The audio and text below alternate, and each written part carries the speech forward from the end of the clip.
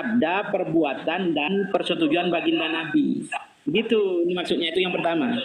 Yang kedua, bahwa ini saya baca hadis. Karena saya yakin tadi, siapa itu namanya, Abang Ilham ini tidak bisa baca hadis. Saya yakin itu. Hadis yang disampaikan adalah la yazdadul amru illa syiddah walad dunya illa idbara walan nasu illa sukha wala taqumu sa'atu illa ala syirarin nas wala mahdi illa Isa ibnu Maryam. Ini kan? Jadi ini yang dikutip tadi, walaupun beliau itu dari apa? Dari situs tanpa bisa membacanya. Jadi dan tidak ada Al-Mahdi kecuali Isa bin Maryam. Pertama, bahwa Imam Az-Zahabi, ya, ini Imam Az-Zahabi berkata, ahli hadis juga ini, berkata bahwa berkaitan dengan hadis ini, Al-Azdi berkata, jadi kalau orang membahas hadis itu gak langsung, itu hadisnya gak ada yang menukil, saling menukil itu loh. Zahabi menukil dari Al-Azdi berkata bahwa dia dalam perawi di sini namanya Muhammad bin Khalid Al-Jundi. Ya, Muhammad bin Khalid Al-Jundi ini ya adalah mungkarul hadis. Ya kayak orang Ilham ini kayaknya kan. Saya Az-Zahabi katakan hadisnya ini sebentar dulu. Waduh. Saya sudah menerangkan tadi hadis dan sunnah. Saya sudah terangkan tadi. Anda jangan pamer makhraj di sini. Apanya? Sampai nggak pernah membaca dalilnya kok memotong saya. Saya jelaskan ini hadis yang sampean baca itu adalah perawinya yang namanya Muhammad bin Khalid Al-Jundi, dia mungkarul hadis. Dan Abu Abdillah Al-Hakim berkata dia itu adalah majhul. Az-Zahabi berkata bahwa hadisnya adalah khobar yang mungkar. Ya kan? Bahkan Syekhul Islam fi zamanihi Ibnu Taimiyah Al-Harrani berkata hadis ini dhaif.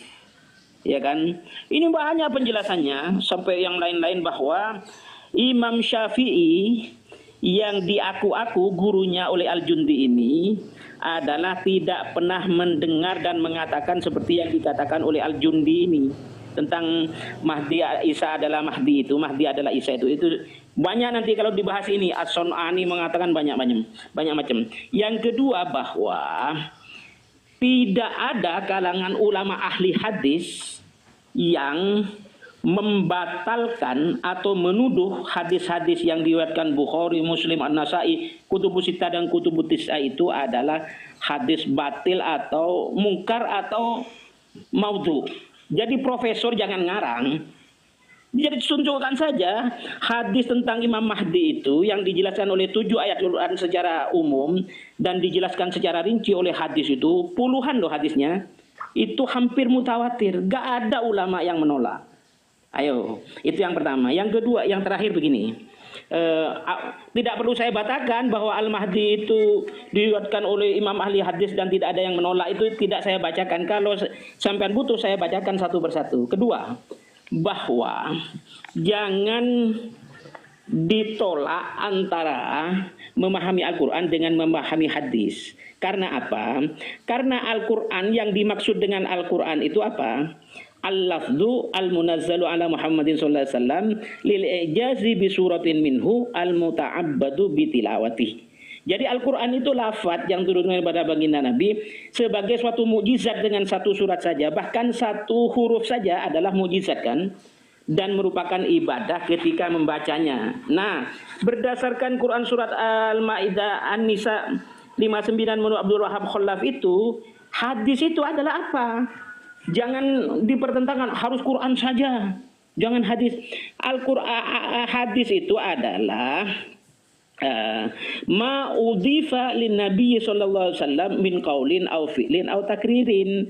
Jadi sunnah itu adalah segala sesuatu yang disandarkan kepada Nabi, baik berupa sabdanya, perbuatannya maupun pengakuannya.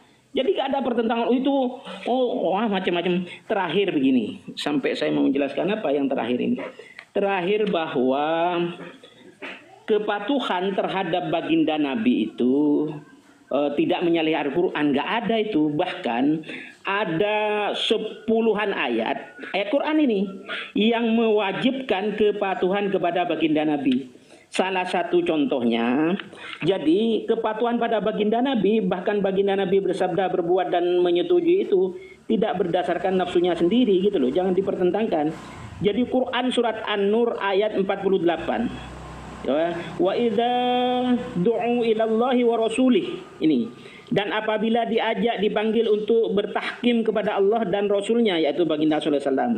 Ini hadis pentingnya. Juga An-Nur 51, innama kana qaulal mu'minina idza du'u ilallahi wa rasulih.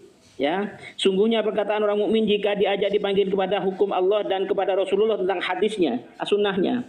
Juga di dalam Quran surat An-Nisa ayat 64, wa ma arsalna min rasulin illa liyuta'a biidznillah, ya kan? Dan tiada kami Allah mengutus seorang utusan kecuali untuk ditaati dengan izin Allah. Penting nih. An-Nahl 4, wa anzalna ilaika dzikra litubayyana lin-nasi ma nuzila ilaihim. Dan kami turunkan kepada Muhammad adzikra Al-Quran supaya engkau terangkan macam-macam. Allahu a'lamu haditsu ya'alu risalatah. Al-An'am 124, An-Nisa 80. Jadi dari banyak ayat Quran ini, justru antara ini Al-A'raf 60, banyak ini ayat puluhan, menyatakan bahwa Al-Quran dan As-Sunnah itu jangan dipertentangkan. Terakhir, tentang apa? Cerita-cerita Bani Israel atau Israiliyat. Jangan anti terhadap ayat-ayat Israiliyat kalau tidak pernah membaca hadis. Hadisnya jelas bahwa boleh menyampaikan cerita-cerita Israiliyat, begitu kan? Tetapi barang siapa berdusta atas namaku, maka tempatnya adalah di neraka. Ini hadis. Jadi jangan sok-sokan saya akan membantah cerita-cerita Israiliyat. Oh, cerita Israiliyat itu menurut hadis boleh disampaikan kok. Menurut hadis itu. Jadi sampean kalau sok-sokan saja ingin membantah cerita Israiliyat, tidak memahami hadis yang membolehkan tentang cerita-cerita Israiliyat, dia belajar dulu lah tentang hadis. Jangan sok-sokan di sini. Terima kasih. Lanjut. Ini saya baca hadisnya ya. Nanti dikira saya ngarang. Jadi hadis At-Tirmidzi dan dihasan sohehkan oleh At-Tirmidzi ada berbunyi begini.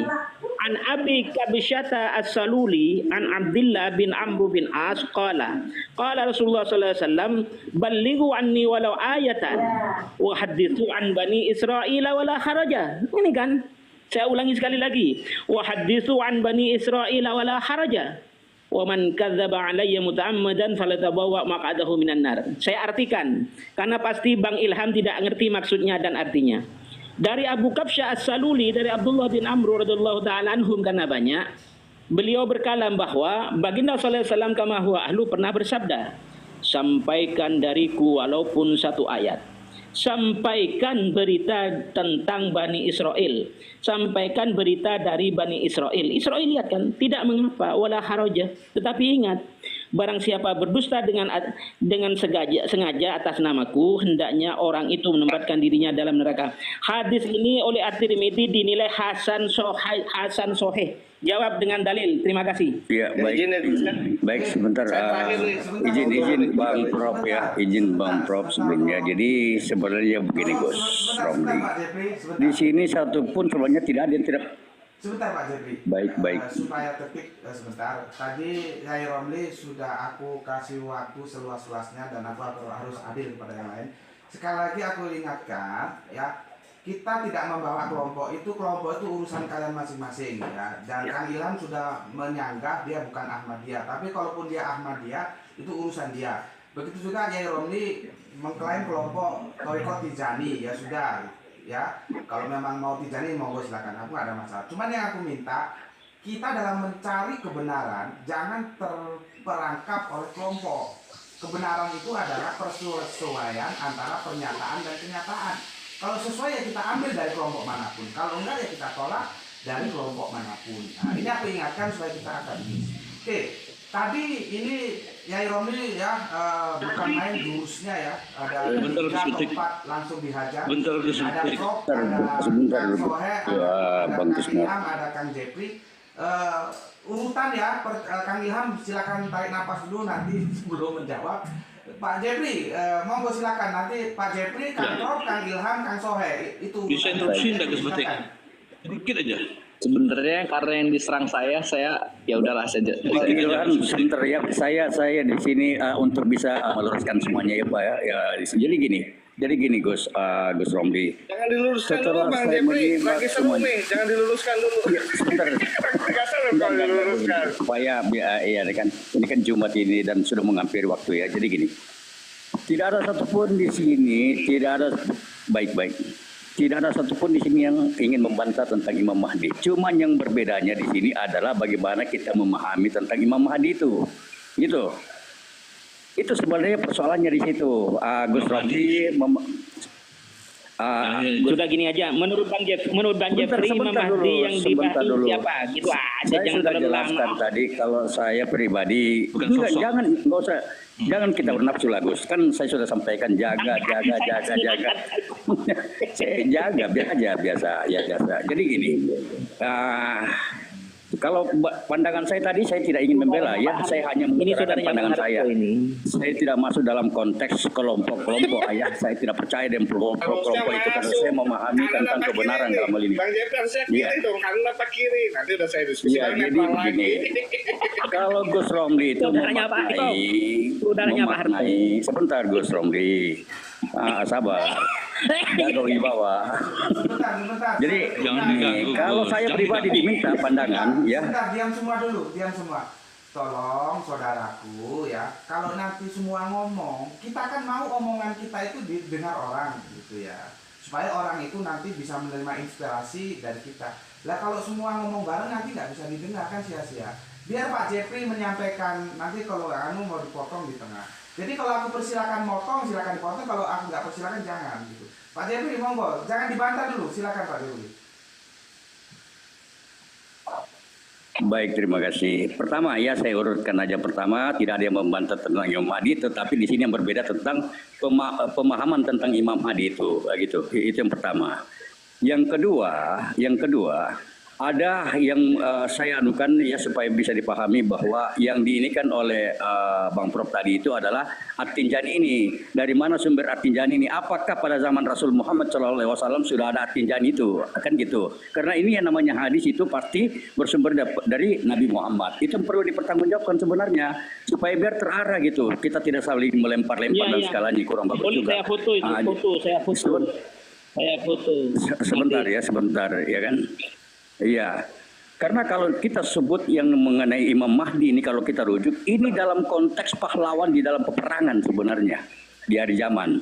Ya, peperangan di akhir zaman. Ya seperti saya katakan, orang yang sudah difitnah, dibully dan segalanya, tapi dia tetap berjuang di jalan Allah. Dia tetap memperjuangkan amar ma'ruf nahi munkar gitu. Itulah ciri-ciri khas yang namanya Imam Mahdi. Kita tidak berbicara tentang hal, dan itu sudah ada di dalam peradaban sebenarnya. Kita sudah menghadapi dalam peradaban karena Al-Quran itu berlaku dan dia selalu hadir di dalam peradaban kehidupan manusia. Bukan disimpan-simpan gitu. Nah apa yang termaktub di dalam suatu Al-Quran dan Sunnah, dia hadir selalu dalam peradaban. Jadi kalau ada yang tidak hadir dalam peradaban ya itu cukup dipertanyakan sumbernya apa ini sebenarnya, tujuannya apa. Karena semua itu tuntunan yang akan dihadapi dalam kehidupan manusia dalam setiap peradaban. Nah, kalau dalam setiap peradaban, maka ya namanya kita memaknai tentang Imam Mahdi itu orang-orang yang berjuang melawan kesoliman. Walaupun di akhir zaman nanti ada pemimpin yang akan tampil di dalam peperangan antara mungkin Yahudi dengan Yahudi dengan Islam. Karena itu ada juga di dalam hadis. Jadi mari kita memaknai, tidak perlu kita ngotot-ngototan saya yang benar kau yang salah, nggak perlu. Jadi kita di sini mencari kebenaran, mencari keserasian dalam membangun suatu pemikiran-pemikiran yang rasional sesuai dengan Al-Quran dan Sunnah. Makasih, Gus. Silakan. Terima kasih. Instruksi Gus, bisa enggak saya instruksi? Prof, sebentar Bang Ismail. Aduh. Kita izin ya. Prof, Saya ya. Jangan dipotong ya, jangan dipotong dulu ya. Enggak, masalahnya berarti ke saya. Ya, jadi gini ya.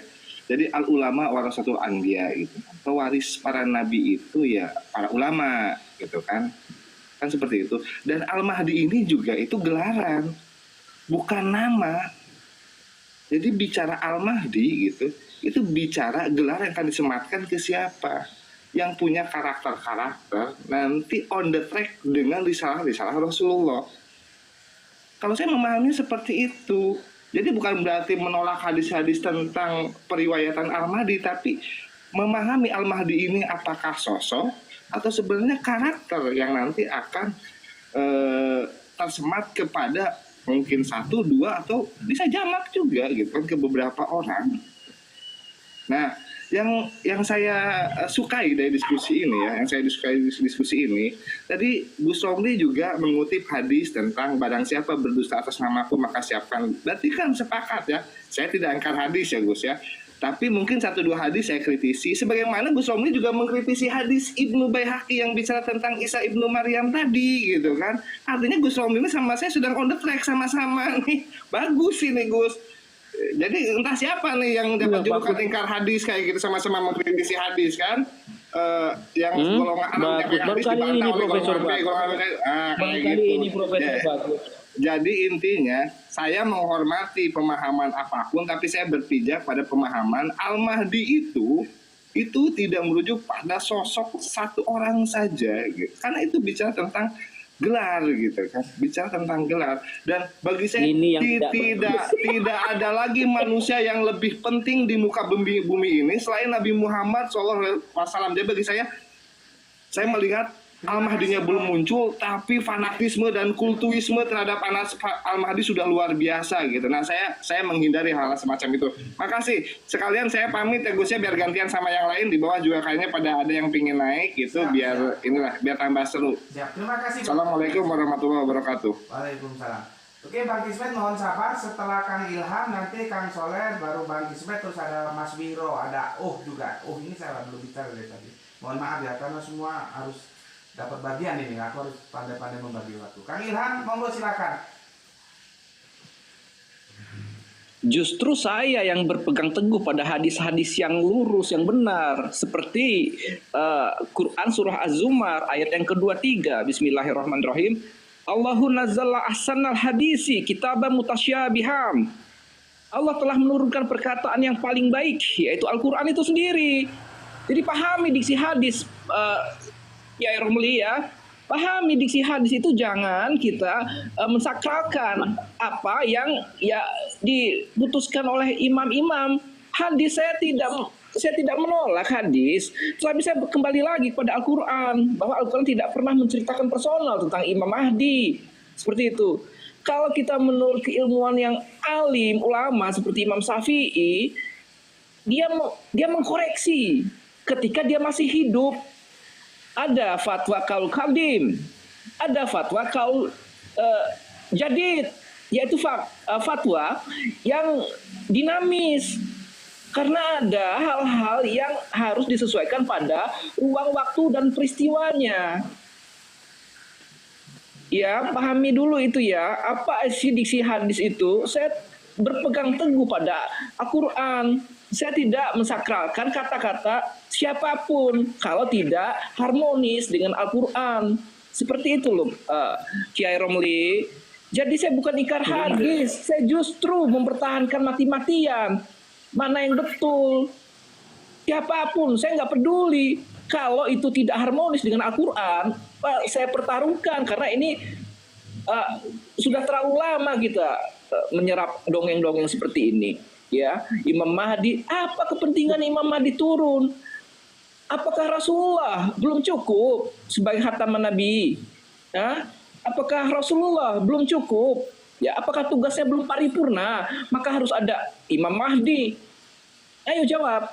Apakah Rasulullah belum cukup sebagai khataman Nabi? Saya jawab setelah ini. Setelah ini. Begitu loh. Boleh saya jawab? Betul. Ya.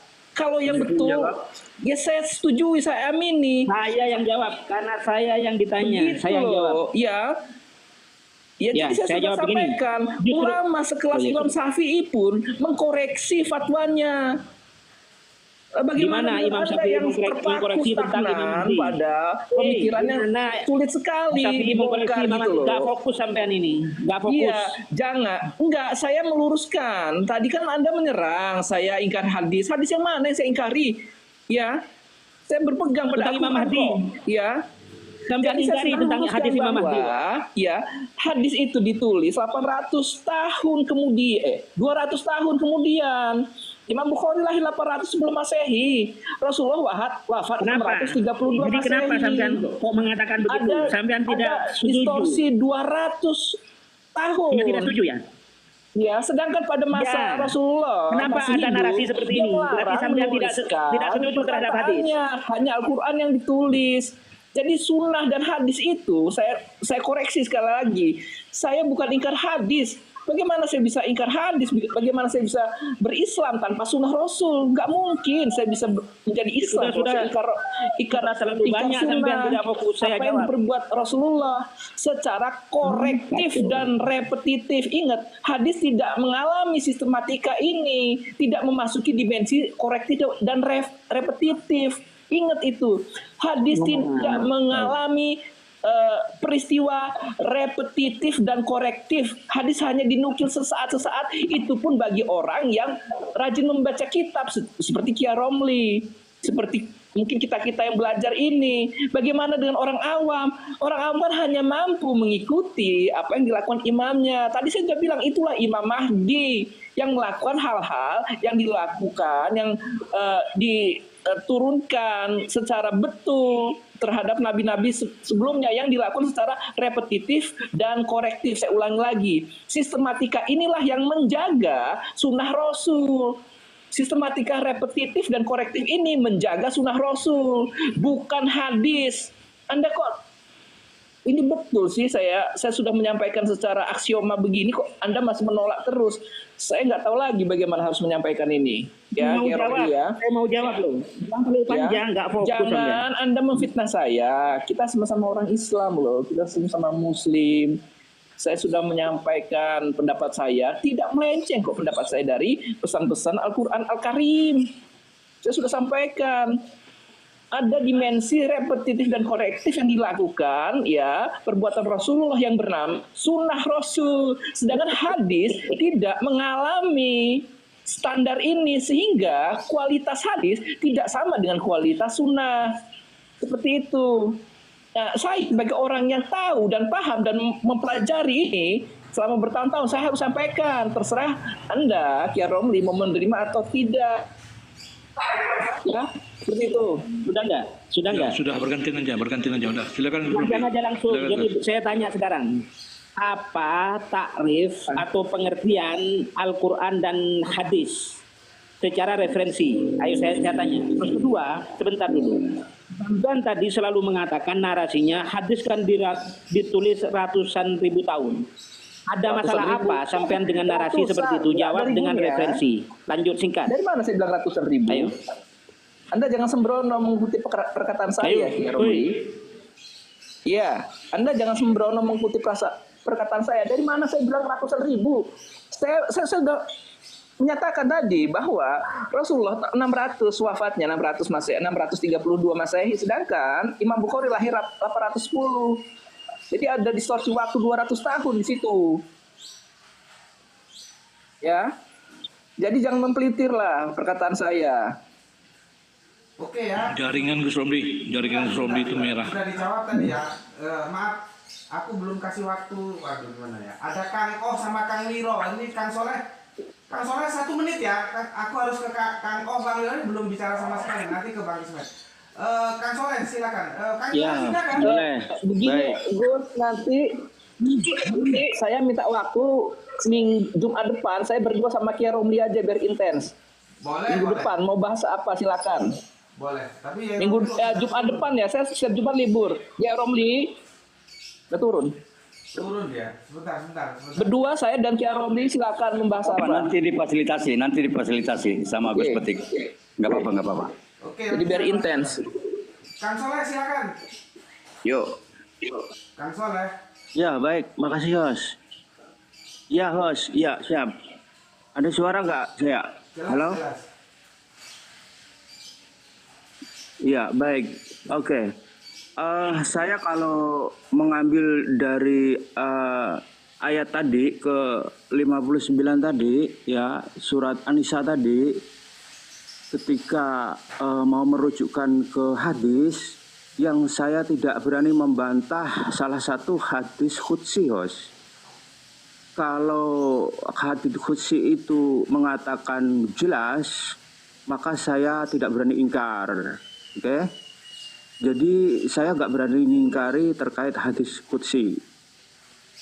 Apabila di Al-Quran itu tidak jelas, diperjelas di hadis qudsi, maka saya akan percaya sepenuhnya. Oke?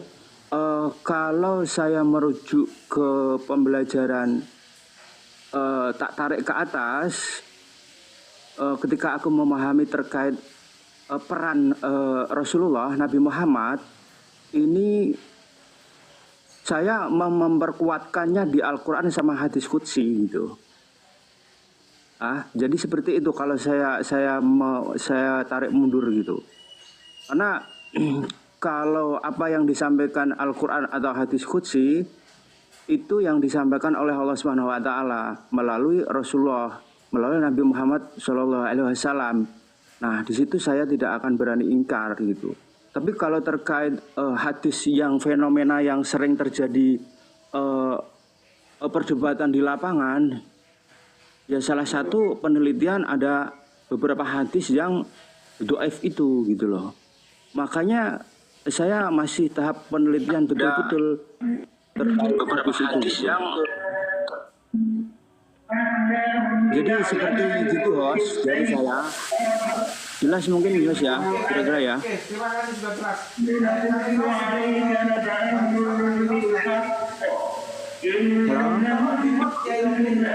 Jadi tidak semua Al-Quran harus dijelaskan oleh hadis qudsi.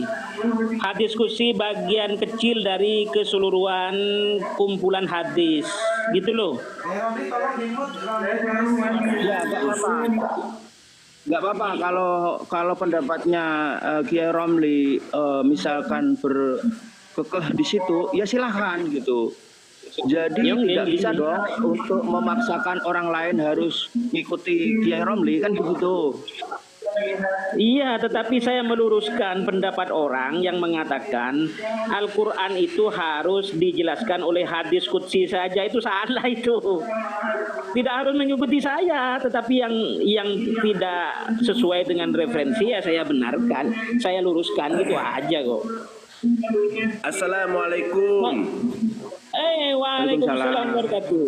Abah Wiro, jadi begini tadi tentang siapa itu ingkarul hadis itu loh, Ilham siapa, tentang nuzulnya juga pertanyaan profesor tadi. Mengapa bukan Nabi Muhammad di akhir zaman? Iya, kok itu hadis Nabi Muhammad juga kok yang mengatakan bahwa la taqumu sa'ah hatta yanzila Isa ibnu Maryam. Itu hadis dari baginda Nabi. Jadi jangan dipertentangkan dengan logika yang gagal. Saya setuju Nabi Muhammad tokoh utama di akhir zaman. Iya, tetapi nuzulnya Isa nanti adalah sabda baginda Nabi gitu loh. Itu diriwayatkan tentang nuzulnya Isa. Ya itu. Begini. Ya bagus itu. Begini, ini sesuai permintaan Kang Ilham untuk Jumat depan. Ini Kang Ilham kan libur. Yai Romli dan Kang Ilham aku kasih ruang penuh untuk diskusi, ya. Siap, Yai Romli? Iya, nanti malam aja, ngapain terlalu lama? Nanti malam aja, tapi dialognya pakai referensi. Siap. Pakai referensi. Nanti malam, masuk malam kerja. Kerja malam juga. Masuk malam kerja. Dia mintanya besok Jumat pekan depan. Waduh. Ya. Oke. Terlalu lama menanggapi orang tidak punya referensi, terlalu lama lah. Ya, Oke, Mas Viro. kalau Anda di tempat saya Gus Betik. Karena noise. Itu belum tempat Gus Betik. Ini Mas Viro atau Bang Kismet ini. Oke, Bang Kismet silakan. Bismillah, sedikit cuman, sedikit aja. Ya, tadi terkait, ya, terima kasih Gus Betik. Jadi terkait tadi yang Gus Betik ya sampaikan, memang kita sadari ya bahwa kita ini kan ada 73 firqoh ya, baik Ahmadiyah maupun Sunni ya. maupun Syiah ya.